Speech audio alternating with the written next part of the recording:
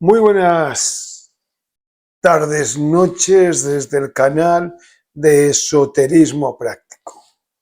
Dame un segundo. Bien.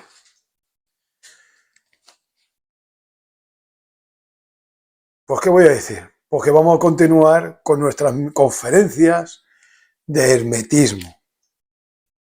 Conferencia de hermetismo. Cuando uno estudia o es estudioso del conocimiento hermético y lo pone en práctica,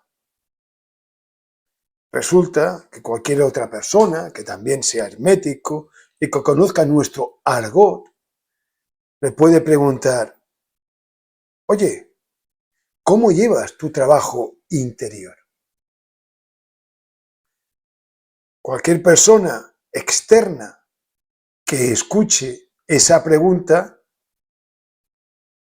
se debe preguntar: ¿y qué es el trabajo interior? Y justamente esto es lo que se trata la conferencia de hoy, comprendiendo, y como siempre digo, que puede tener innumerables formas de comprenderla, de entenderla y de explicarla, y que nosotros explicamos la nuestra, la de ahora, porque a lo mejor dentro de un tiempo damos otra conferencia sobre trabajo interior y explicamos otras cosas. Esta es la grandeza del hermetismo, en que cada uno explique lo que explique, aunque sea opuesto, y voy a decir más, aunque sea contrario, nadie puede decir que uno u otro está mal.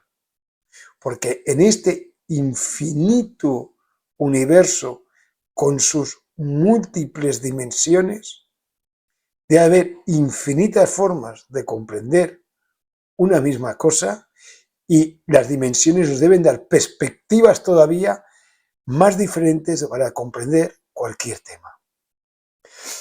El trabajo interno o el trabajo interior, que también es llamado el trabajo interno,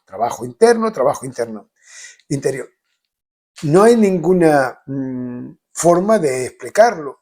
Hemos encontrado la nuestra y pensamos que el trabajo interior, el trabajo interno, es la capacidad de esfuerzo y de sacrificio que tiene todo ser humano para el desarrollo de su propia espiritualidad. Capacidad de esfuerzo, siempre consciente, y de sacrificio, faltaría más, también consciente. Y podríamos añadir más. Podríamos añadir muchas más características, pero hemos creído que con el esfuerzo y con el sacrificio eran necesarias, pero se puede añadir más. Y entonces vendría, imaginaros que estamos dos y hablamos de trabajo interno, y nos pregunta un tercero que no sabe nada de estos temas, le decimos: pues es la capacidad que tiene el ser humano para poder desarrollar la espiritualidad a través del sacrificio y a través del esfuerzo. Y aquella otra persona dijera: ¿y por qué se ha de desarrollar la espiritualidad? ¿No venimos ya como seres espirituales? Y eso sería una pregunta muy buena. Porque claro, tendríamos que responder algo.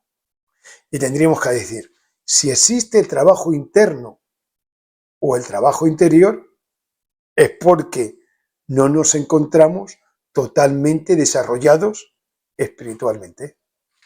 Porque si nos encontráramos totalmente desarrollados espiritualmente, ¿para qué íbamos a hacer un trabajo interior o interno? Entonces, el trabajo interior te está diciendo, pues eso, nos lo está diciendo a todos. ¡Ey! Que todavía no estáis desarrollados totalmente. O sea, que el ser humano no viene totalmente desarrollado habitualmente. Y por eso existe un trabajo interior para podernos desarrollar. Y ese trabajo interno o interior lo podemos ver, bueno, en cualquier cultura de cualquier época, de cualquier lugar, siempre está visto. El trabajo interno tiene un origen, y este origen es la conciencia. O sea, uno ha de hacer un acto consciente para trabajar en ello. No es un acto mecánico. O sea, cuando trabajas, has de poner en actividad la conciencia de la esencia. Has de estar consciente. Si no estás consciente, aunque cantes mantras, aunque hagas pranayamas, asanas, mudras, invocaciones, no es trabajo interno, tal como lo entendemos nosotros. Ha de ser actos conscientes y voluntariosos. Y uno dice, voluntarioso sí. Si es consciente, generalmente es voluntarioso. Pero nadie te puede obligar a trabajar internamente. O sea, y aunque te obligara, si no quieres trabajar, no sería un trabajo interno. Estarías haciendo lo que fuera, pero no sería un trabajo interno. Y además tienes que conocer la técnica. Y conocer la técnica no es, primeramente, conoces cómo es ese ejercicio, pero después esa técnica tiene que ser aplicada a tu esencia. Y cada persona aplica su técnica. Y es algo muy sutil de cada ser humano. Pero cada ser humano aplica su técnica en este trabajo voluntarioso, consciente, de sacrificio y de esfuerzo. O sea, el trabajo interno está rodeado de muchas facultades. Y esto es lo que hace más maravilloso al propio trabajo, la colaboración, que van a entrar muchísimas facultades que tenemos, unas más desarrolladas y las otras menos desarrolladas. Y en esa colaboración hace que la esencia brille. Y por la voluntad, o sea, tiene que ser consciente, voluntarioso y tiene que ser técnico. ¿Y por qué esa voluntad? Y no es la voluntad que uno se levanta para ir a trabajar, que yo no voy a decir que no haya voluntad, pero quizás hay responsabilidad, que tiene que ver con la voluntad. Pero de la voluntad que hablamos es una voluntad que en el esoterismo en muchas ocasiones se dice de una forma griega, telema, porque es una voluntad creativa. Y no, o sea, la voluntad tiene capacidad, cuando es consciente y es voluntariosa hacia el trabajo interior, tiene la capacidad de crear. Y lo de crear es algo no fácil,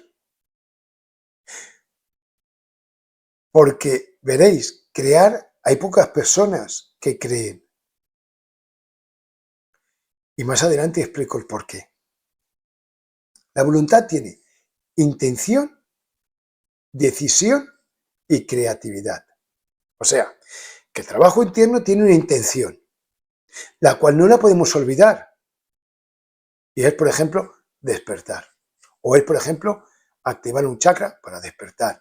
O es, por ejemplo, acordarse de una vida, una existencia anterior para despertar. O es, por ejemplo, lo que sea, pero para despertar. Y esa intencionalidad va y no puede ser olvidada en el mismo trabajo. Que en nuestros trabajos sí que a veces es olvidada. Y una decisión. O sea, una forma de trabajo. Y por lo tanto, una creatividad. ¿Y por qué la creatividad está relacionada con la voluntad? Antiguamente, a la persona que hacía un trabajo interior o que hacía un trabajo interno, se denominaba, y los alquimistas lo denominan mucho, un trabajador de la gran obra en mayúscula. Anterior al trabajador de la gran obra se denominaba al que realizaba el trabajo interno un adeptus. Adeptus significa aquel que vive de sus propias obras, y que no era adeptus todavía, era un imitatus, el que vive de las obras de los demás. Por eso la voluntad es creativa, porque crea para uno, para que uno pueda vivir de sus propias obras. Y hasta que no tiene esa voluntad creativa, es un imitatus, que no pasa nada. Vive de las obras creativas de un adeptus, pero llega el momento que deja de ser imitatus y se convierte en adeptus y vive de sus propias obras. Y entonces siempre hay una escisión que tendría que ser con respeto a aquella persona que ha sido tu adeptus, ha sido tu adeptus, que has vivido de sus obras. Puede haber una escisión que es normal, porque uno está viviendo de sus obras, pero tendría que ser con respeto y con mucho agradecimiento.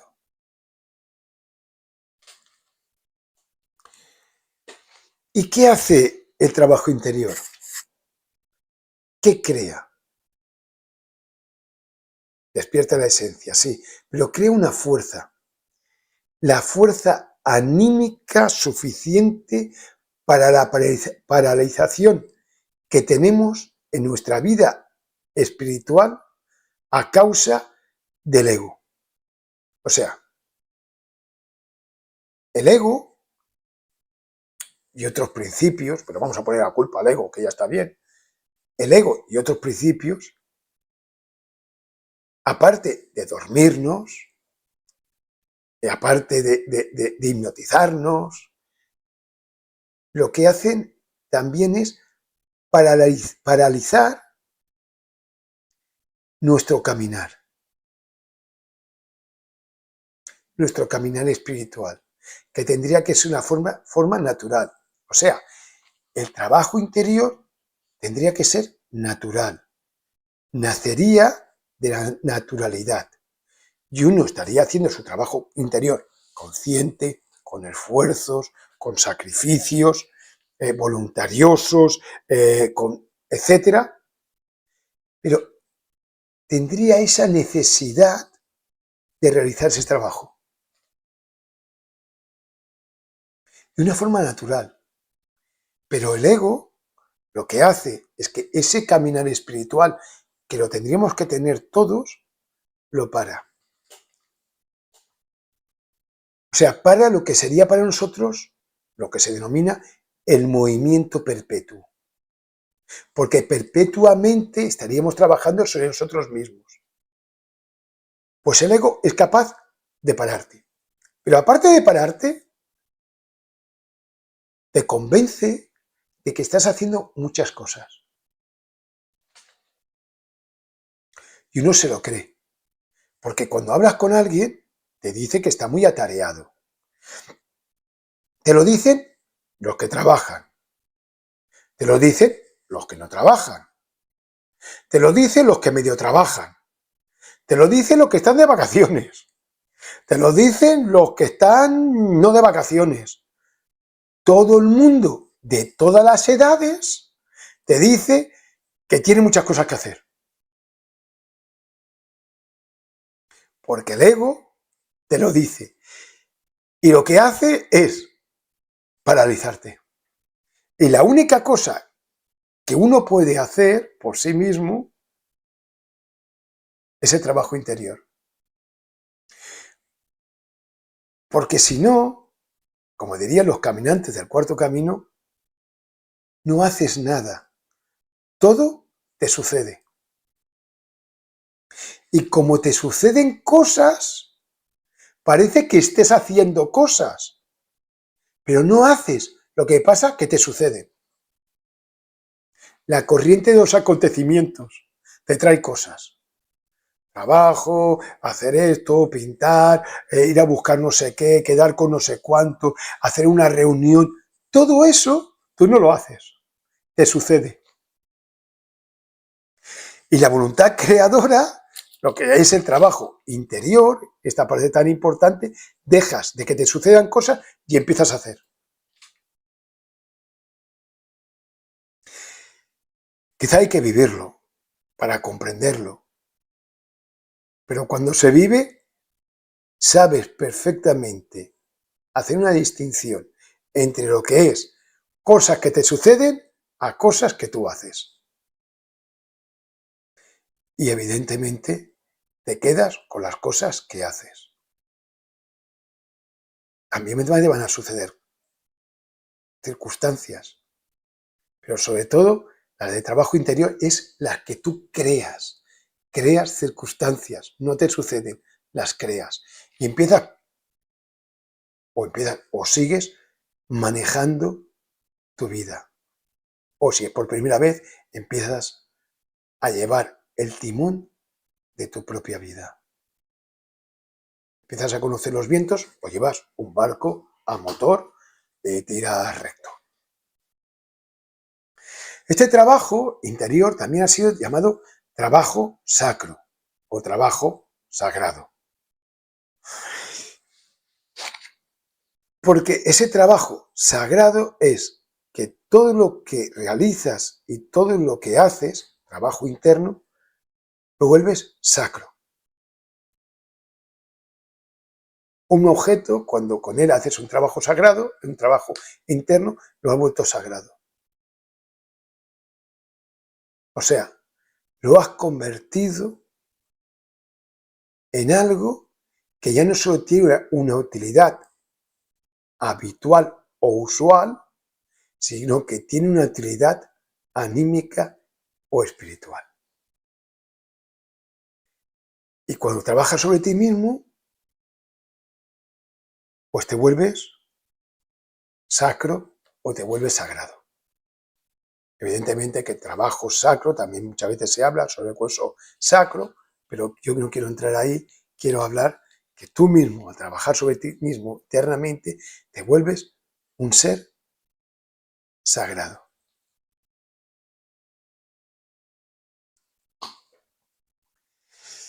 Tiene que haber, decimos que la voluntad tiene que tener una intención.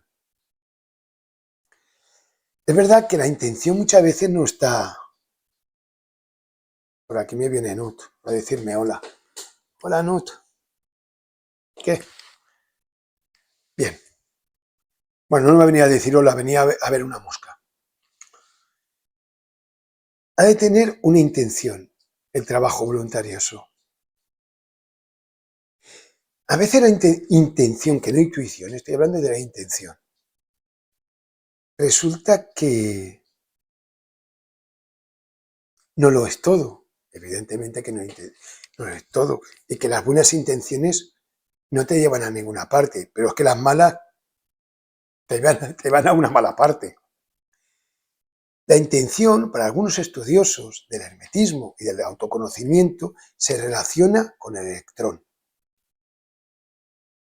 con la corteza atómica, y se relaciona con el eterno femenino. Y de esa intención, muchas veces, deviene un gran trabajo, una buena intención. Entonces, la intención es necesaria. Saber cuál es nuestra intención cuando realizamos un trabajo.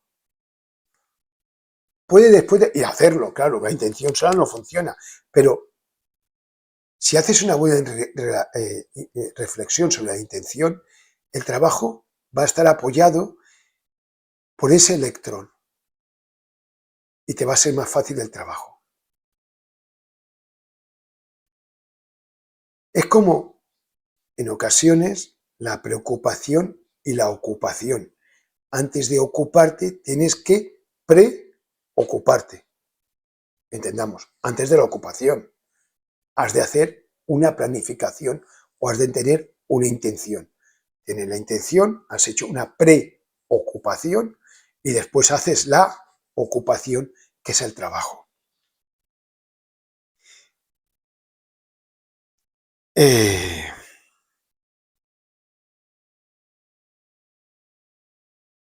Se dice que cuando uno empieza o está realizando el trabajo interior o interno, la gran obra que le decían los alquimistas, te escapas del destino. Quizás no al 100%, pero te vas escapando del destino. Y entras en otro destino, porque siempre hay un destino, que se llama la santa predestinación. Y esa santa predestinación, lo de santa lo ponemos nosotros, la predestinación, es antes del destino, o sea, con el destino que tú venías en un origen.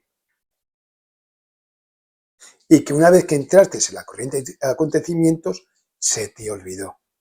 Pues vas a esa predestinación, en este caso le decimos la santa predestinación, porque se relaciona con lo que es el mundo espiritual.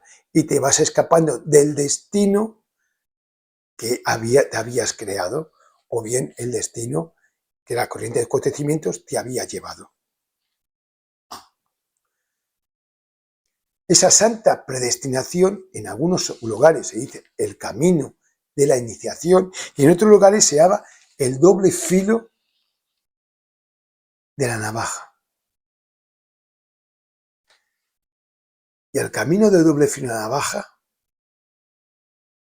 es una frase muy cabalista, que tiene un significado sencillamente muy profundo. Bueno, pues muchas gracias por vuestra atención y nos vemos en el próximo vídeo. Adiós a todos.